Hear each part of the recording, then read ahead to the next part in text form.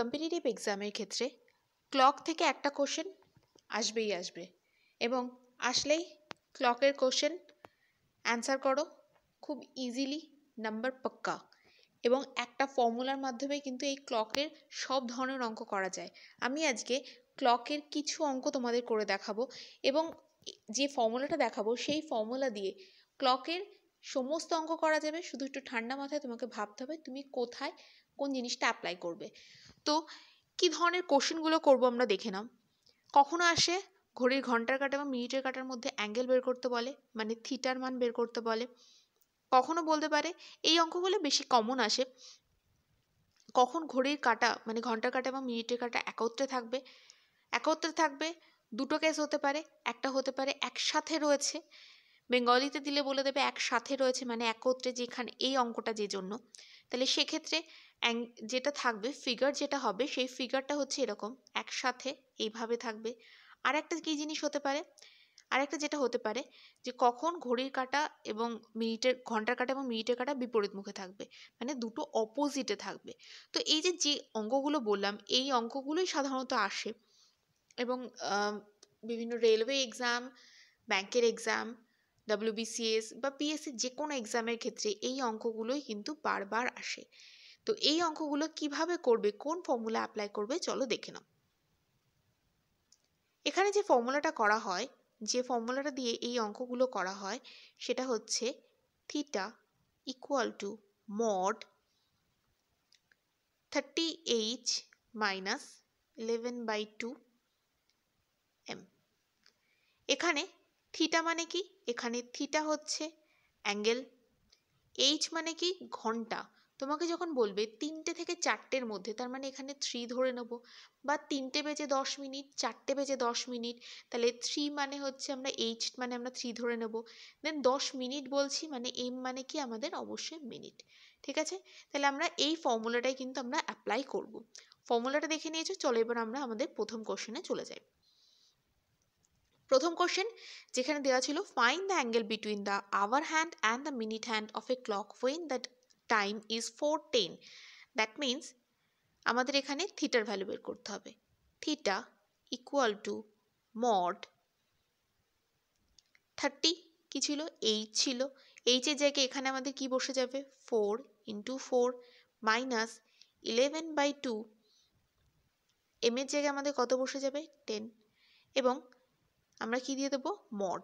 মডের অর্থ হচ্ছে যদি এর মধ্যে কোনো মাইনাস ভ্যালু থাকে তাহলে আমরা সেটাকে ধনাত্মক মানে পজিটিভ ভ্যালু ধরে নেব, কারণ থিটার মান কখনো নেগেটিভে এই ক্ষেত্রে আসা সম্ভব নয়।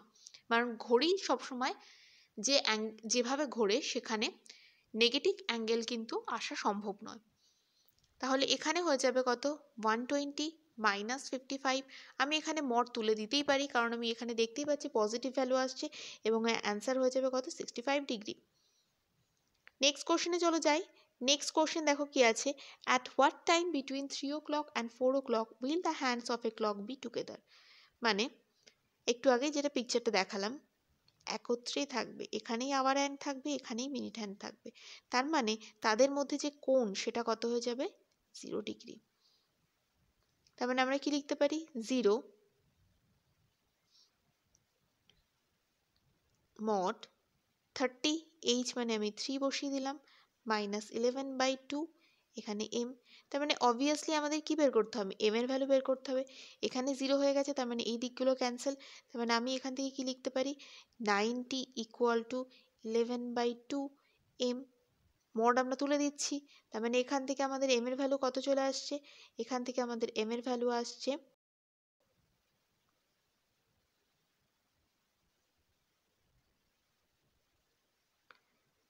90 into 2/11, that means 180/11। তার মানে এখান থেকে অ্যান্সার চলে আসবে তোমাদের 16×4=11। মানে 3টে বাজার পর 16×4=11 মিনিট যখন হবে তখন ঘড়ির ঘন্টার কাঁটা এবং মিনিটের কাঁটা একত্রে থাকবে। এগুলো তোমাদের যখন অপশান থাকবে তখন অপশান দিয়ে তোমরা ইজিলি এগুলো করতে পারবে। এবার দেখো কোশ্চেন নাম্বার 3, এখানে কি দেওয়া আছে অপোজিট ডাইরেকশন। অপোজিট ডাইরেকশন মানে কি এইভাবে, যখনই অপোজিট ডাইরেকশন হয় তখন ফর্মুলাটাও কিন্তু অপোজিটের মতনই ঘুরে যায়। কিভাবে ঘোরে? অপোজিট ডাইরেকশন মানে কি, যেটা বললাম আমি এরকম, তার মানে এর অ্যাঙ্গেল কত? 180 ডিগ্রি। তার মানে এখানে কি থাকবে? থিটার জায়গায় আমরা 180 লিখে দেবো, ইকুয়াল টু ফর্মুলা যেটা আমরা লিখতাম 30h মাইনাস 11/2m লিখতাম। যেহেতু অপোজিট, তাহলে এভাবে যদি আমরা করি তাহলে আমাদের এখানে নেগেটিভ ভ্যালু আসবে। যদি নর্মাল বসাই দেখবে থিটার মান নেগেটিভ আসবে। এই জন্য অপোজিট যখন বলবে তখন আমরা কি করব? তখন আমরা 180 equal to mod 11/2m minus 30h, মানে অপোজিট, আমরা ফর্মুলাটাকেও অপোজিট করে নেব। তাহলে এখানে আমাদের কি হয়ে যাবে? 180 equal to 11/2m। এখানে যখন h এর ভ্যালু আমরা কি বসিয়ে দেবো? 2 বসিয়ে দেবো। তার মানে এখানে -60। এই -60টাকে যদি আমি ওই পাশে বসিয়ে দিই তাহলে আমাদের এখানে কত চলে আসবে? আমাদের এখানে যে ভ্যালুটা আসবে সেটা হবে 180 প্লাস 60, তার মানে 240। দ্যাট মিনস এখানে m এর ভ্যালু আমাদের কত চলে আসবে? তার মানে এখান থেকে আমাদের m এর ভ্যালু যেটা চলে আসবে 480/11। তার মানে আমাদের কি দাঁড়াচ্ছে আলটিমেটলি আমাদের দাঁড়াচ্ছে m ইকুয়াল টু 480/11। এবার তুমি এটাকে ডিভাইড করে নাও, ডিভাইড করে নিলে অ্যান্সার পেয়ে যাবে। মানে দুটো বাজার পর 480/11 নর্মাল ডিভাইড করতে পারো। এটা একটা পরীক্ষার কোশ্চেন যেখানে এই অপশানটাই ছিল, সেই জন্য আমি এই অপশানটাই রাখলাম। এইভাবে ক্লকের যে কোনো অঙ্ক কিন্তু সমাধান করা সম্ভব এই প্রসেসে। এভাবে কিন্তু ক্যালেন্ডারের যে অঙ্কগুলো আসে সেই ক্যালেন্ডারের অঙ্কগুলোও কিন্তু খুব সহজে ফর্মুলার মাধ্যমে করা যায়, মাত্র কয়েক সেকেন্ডের মধ্যে। তো তোমরা প্র্যাকটিস করো এগুলো, আর আমাদের চ্যানেলটিকে ফলো করো। নেক্সট ভিডিওতে তোমাদের ক্যালেন্ডারের ট্রিক নিয়ে আসবো। Thank you.